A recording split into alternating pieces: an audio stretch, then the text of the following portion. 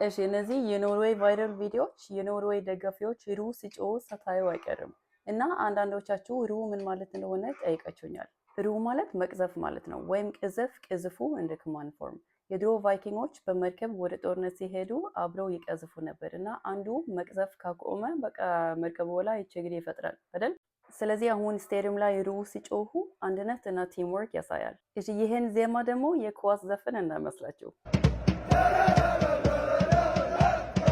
የኖርጌሩንት ማለት ኖርዌይ ዙሪያ የሚባል የድሮ ቲቪ ፕሮግራም መግቢያ ሙዚቃ ነው። ይሄ ደግሞ አልት ፎር ኖርጌ የሚባለው ዘፈን ማለት ሁሉንም ነገር ለኖርዌይ ከየ1994 ዓለም ዋንጫ ጀምሮ በጣም የተወደደ የኳስ ዘፈን ነው።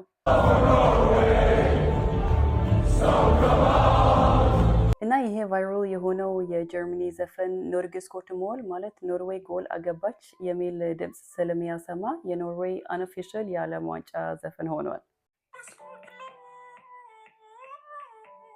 እሺ የሆላንድ ስም ሃላንድ አይደለም። በኖርዌይ ቋንቋ ሁለት አ አንድ ላይ ሲመጡ እንደ ኦ ነው የሚነበው። ደግሞ የመጨረሻ ድ ሳይለንት ነው። ስለዚህ ሆላንድ እንላለን። እሺ እዚህ ጋም ኦድጋርድ ሳይሆን ይሄን ፊደል እ ነው የምንነበው። እዚህ ጋም ሁለት አ እና ሳይለንት ዲ ስላለ ኦድጋርድ ነው የምንለው። እሺ ሌላ ጥያቄ አላችሁ? ዛሬ ማታ ደግሞ ወይ ጉድ በቃ እንጸልያለን። ቻው